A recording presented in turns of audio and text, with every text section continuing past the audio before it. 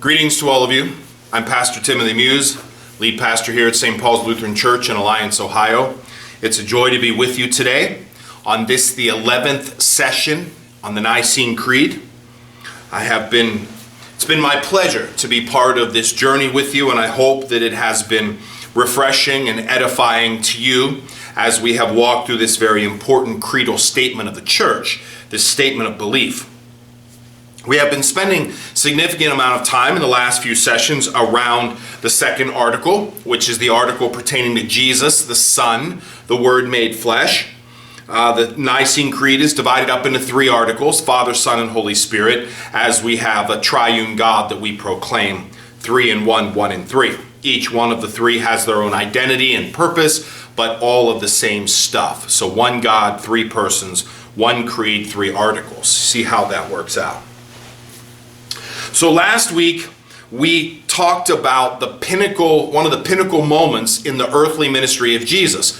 One of the things about the second article, and in the Nicene Creed, in the Council of Nicaea, the biggest argument, the biggest debate came around Jesus, around this man.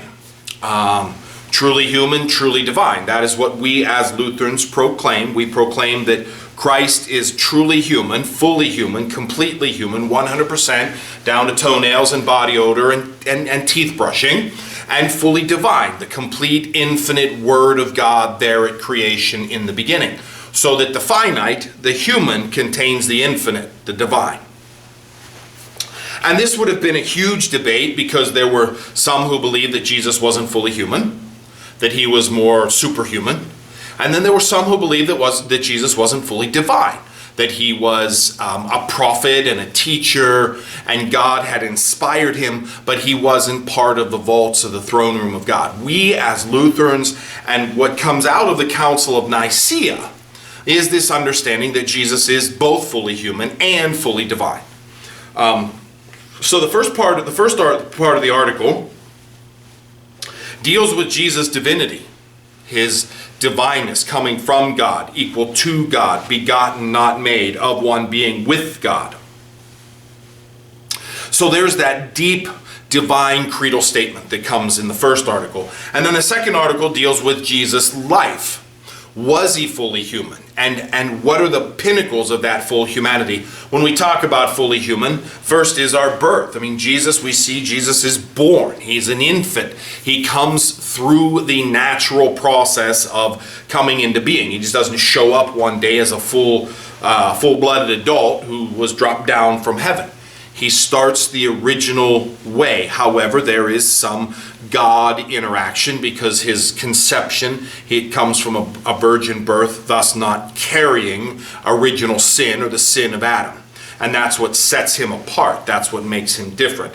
Though he is fully human, his conception was outside of the natural human procreation process, which is the mystery of his origin, his unknown origins, which leads into the prophetic piecing of the Messiah. So being born, definitely a very important part of human existence. And then we talked before, we really don't get much about Jesus' life. He lived his life, he did ministry, he was a carpenter, all of these things. But then last week we really touched on something, we dug down on this whole suffered death and was buried. So he's crucified for us, he dies and he's buried. So the natural end to life. And if we think about life, we have bookends. We have the date of our birth, the date of our death, and everything in between. And there are those who, you may have seen it, when your tombstone is complete and you have your birth date and your death date, it's what you do with that dash in between. Maybe you've heard that. That's life. Life is that dash in between. So Jesus experiences the bookends of life, like everybody else. And that's why death is so important. That's why his death is so important. Not only is death the gate to eternal life, because the sinful body, the sinfulness, we die. We don't just go to sleep, we die and are reborn. That's what we profess. in our theology. That's what we profess in Christianity, death and resurrection. But we see that in that Jesus fully dies, laid in the tomb. So he suffered death and was buried, period. And it's fascinating because there's not a whole lot of periods in the creed, but that statement ends with a period. Done, end, finished, dead, buried. The next piece of the creed. On the third day, he rose again in accordance with the scriptures. Resurrection. That, and I think I've said this before. My comparative religions teacher in college said, no resurrection, no Christianity. Which, I don't know if I necessarily fully agree with that, but in a lot of ways I would. Because if Jesus doesn't rise from the dead, he's just another teacher. He's a Gandhi or a Martin Luther King Jr. or an Abraham Lincoln. I mean, these are all great innovators, life changers, Mother Teresa. But they died, and they're still in the grave, leaving a legacy of changing the world, but they're still in the grave. Jesus is different. His execution leads to death, but his death doesn't last. Third day rose again. Okay? So let's get some importance here. Let's get some perspective. First things first. He's laid in the tomb. He's laid in the tomb on Friday. So he's in the tomb from like 4 o'clock, 4:30, before sundown on Friday, all the way through the night Friday night, all the way through the day Saturday, into Saturday night. So now we're talking 24, 36, all the way up until Sunday morning, the first day of the week, Easter Sunday, all the way up. So that's where it's at. So Jesus is in the tomb for one full day and one half day and one half day. So the third day, he rises from the grave. On the third day, he rose again.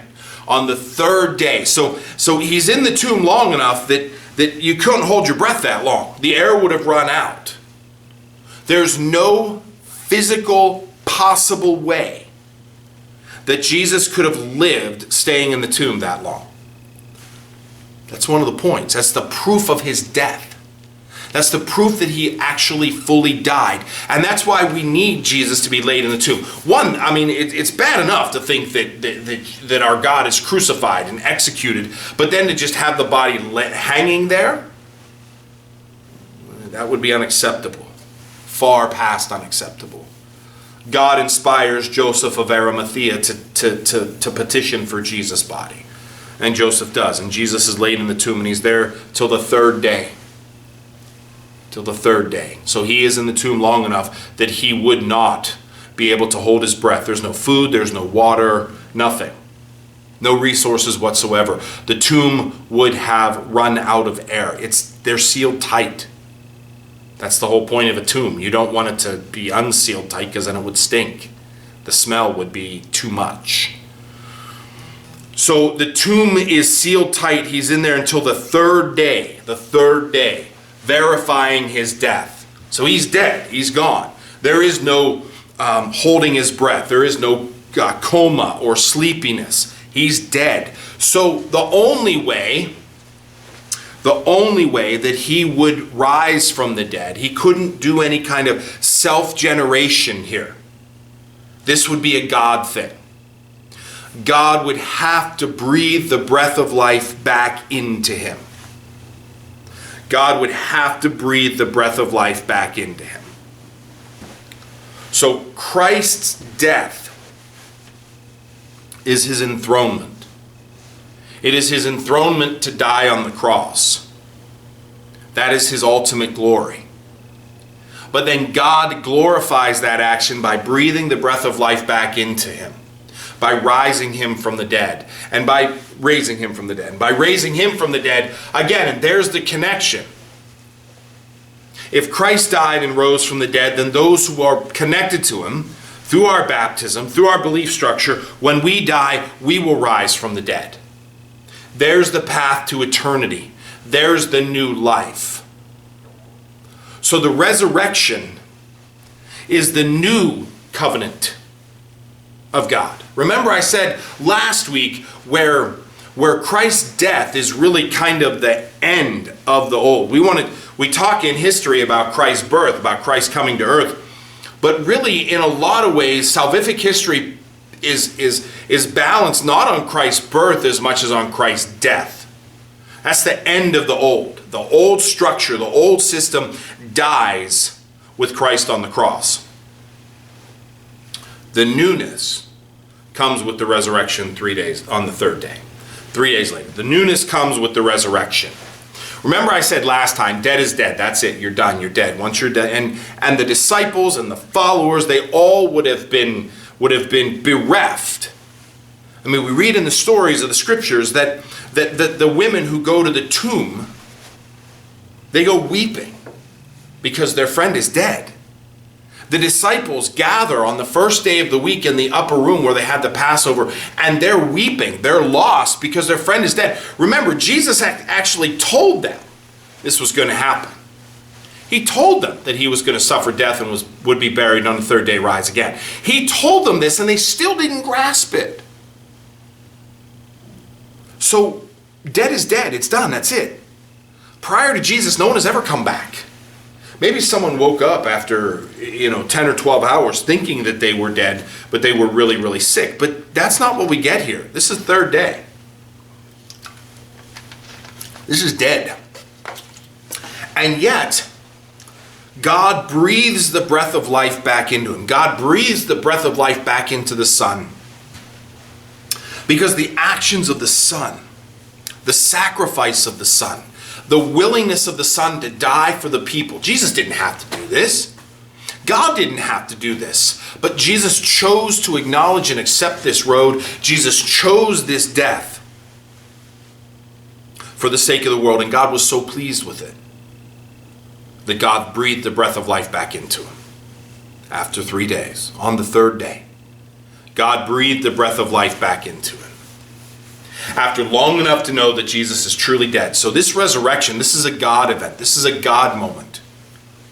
It's not like Jesus fell down on the ground dead and then 30 seconds later popped up again. We've seen that. I mean, we've heard stories of people who have been declared dead for hours and come back and lived a full and fruitful life. But 3 days? No. No one in all of history has ever been dead that long and come back. And yet, God intervenes here and breathes the breath of life back into the Son, raising the Son from the dead. First and foremost, that means that death is lost. Because up to this point, whenever someone dies, that's it. They're held in the grip of death. But God has defeated that grip of death. That's what we proclaim. That God has defeated that grip of death. That even though we as human beings will die, death will not be the end of our story. Because we are connected to Christ. Because we suffer a death like his, we will also live like him. Now, not all of us are crucified, obviously, but death means the lack of breath, the end of breath in our lungs. So on the third day, he rose again in accordance with the scriptures. So death couldn't hold Jesus. So Jesus is triumphant over death. These are all of the visions we see. These are all of the things that we see. Death being the greatest, most feared thing. The thing that so many people have tried to run from for so long. Death is now lost. Death is now lost. And we are triumphant. We are triumphant in that. Death no longer has the final say. God does. Because God chose to breathe the breath of life back into Jesus. As the scriptures say. Jesus said it was going to happen, and it happened. So, resurrection, the resurrection of Christ is the new avenue of faith. That's what everything, that's where everything is redrawn. That's where the world is redrawn. And we see in the scriptures We see in the scriptures, it says on the third day he rose again in accordance with the scriptures. The scriptures reveal to us multiple experiences of Christ's resurrection. The scriptures reveal to us multiple places where Christ is proven to be risen from the dead. We think about the story in the upper room on that first Easter day, when Jesus, first he appears to Mary, but then he goes to the disciples, and the disciples get to touch him, his hands and his side. Thomas, the story of Thomas Didymus, Thomas the doubter, who required the touching, and he got it. He got it a week later, to be able to put his hands in his side and to touch the wounds. So we see the actual physical proof. The road to Emmaus, where Jesus is talking to the disciples, the place, the time on the beach where Jesus encourages the disciples to catch the fish and sits down and eats with them. These are all scriptural references of this physical resurrection. And that's a big thing, because another one of the dialogues, another one of the arguments that happened in the early church that required this kind of statement was, did Jesus physically rise from the dead? Was it a physical resurrection? Some claim that it wasn't. Some claim that Jesus was a ghost or a hologram, if you will. They really didn't have that word in there, but that's one of the translations from the Greek. Is some kind of apparition, that Jesus didn't actually physically rise from the dead. But the scriptures show us that Jesus actually physically did, that the life that had been lost was returned, that the body that had been beaten and broken was risen. That's why we get the point where the disciples get to put their hands in Jesus' hand, where the nails were driven, and the side where his body was pierced, as the Gospel of John tells us. This is a physical resurrection. God didn't come down and replace Jesus with Jesus 2.0. Okay? Jesus is actually physically risen from the dead. The breath of life actually comes back in to the dead body, and that dead body comes back out. Death has lost. That's the power of the resurrection. So there would have been a lot of argument about Jesus' resurrection. There still is. I mean, there's still some who claim that the body of Jesus is laying in some tomb somewhere, but Jesus' resurrection wasn't actually a physical resurrection, but it was the belief in Jesus and Jesus' teachings that rose from the dead, and that's what carried forth the community. There are some who claim that Jesus never really died, that he was just really, really sleepy. There are some who claim that Jesus was some kind of apparition, or it was a spiritual resurrection, so his body actually didn't rise as much as his spirit did. The creedal statement is clear, because our theology is clear. Jesus actually physically died and physically rose from the dead in accordance with the scriptures. The scriptures tell us that Jesus actually physically rose from the dead. And so we, in our statement, proclaim Jesus physically rising from the dead, physically coming back to life, not just spiritually, not just the idea, but that God pulled forth from the tomb the physical Jesus. Which then leads us to questions about our own resurrection. What will our resurrection be like? If we die like him, then we will live like him. If we are in tune with him, then we will be in glory with him. That's our proclamation. Our proclamation is that through our baptism, though we die, we live. Is it a physical resurrection? Are we all going to come back physically? And if we do, are we going to be perfect in our physicality? I mean, am I going to have a full head of hair? Well, those are the details we don't know. There are some who claim it will be a physical resurrection. There are some who claim that our bodies will be made perfect. But the promise is this. The promise is that we will be with God in glory forever. If we hold on to the crucified and risen Christ, if we have faith in that sacrifice and strive to live that sacrifice out in a way that represents our faith, then we will live with Christ, because Christ is risen from the dead. Easter is the pinnacle. It is the one thing, it is one of the few things that all four of the Gospels talk about. It is brought about, Josephus talks about the Jewish teacher who was risen from the dead. There are Roman inclinations and Roman in Roman writing. The word just went right out of my head. Phew, it happens.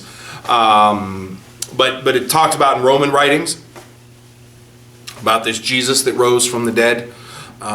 So there's some historical verifications. Not much, unfortunately. Not much, but enough.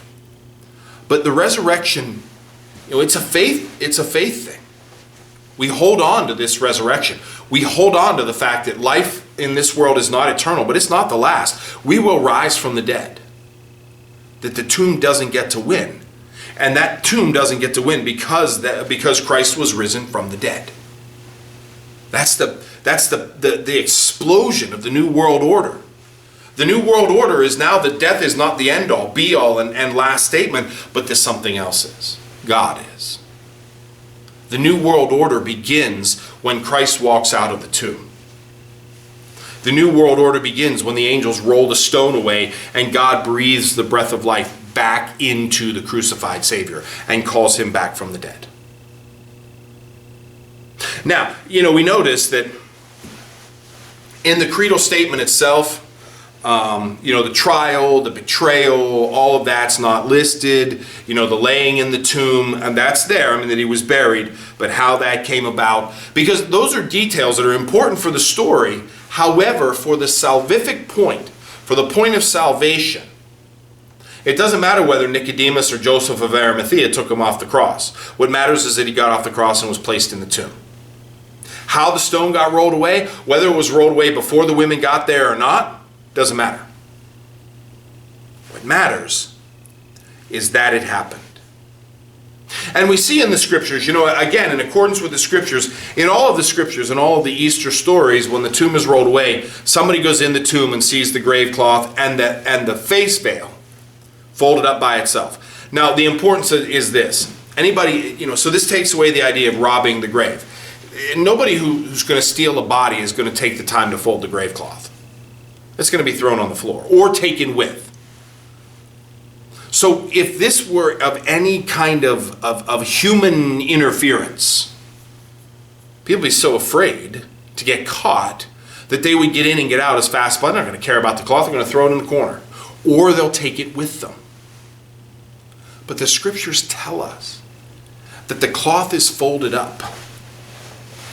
That the face cloth, because and that's how it be when someone is wrapped in cloth or wrapped in linen for burial. There would have been a cloth that goes over the face, and then the rest of the body would have been wrapped in linen. The scriptures tell us that cloth was folded up by itself.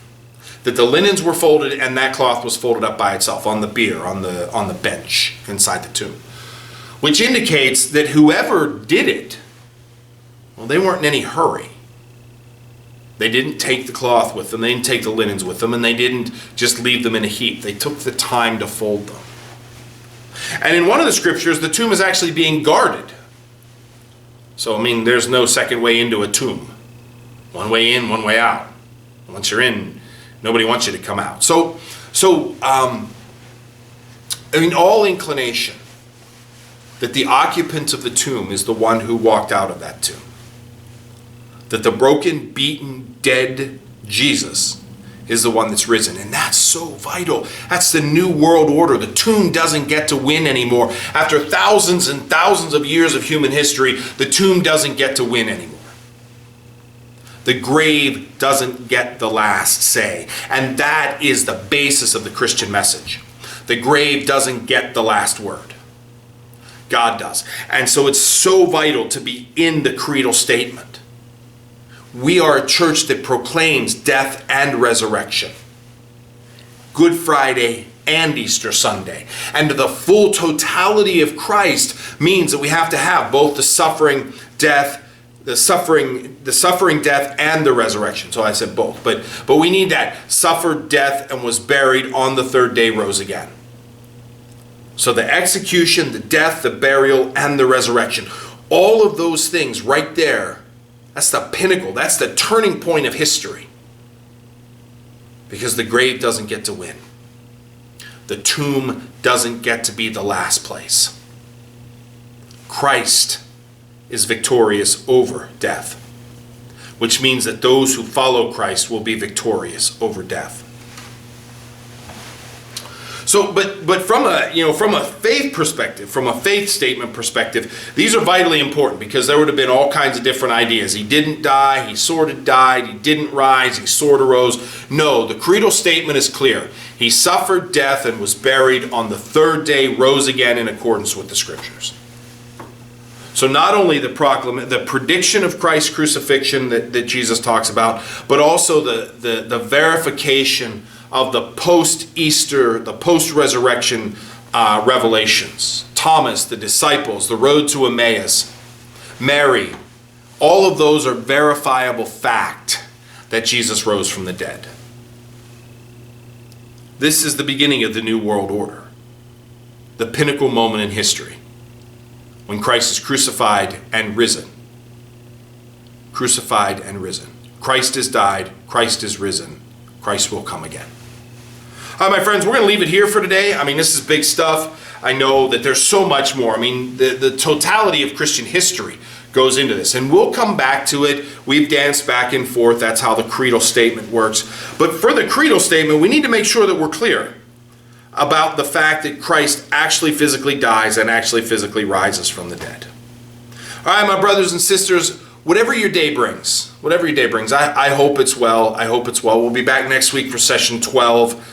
If you have any questions or thoughts, feel free to reach out to me. My contact information will come up after this session is over, and I'll do the best I can to try to answer them. So, again, be well. I hope whatever the day brings, it is joyous and wonderful, and we'll see you next time.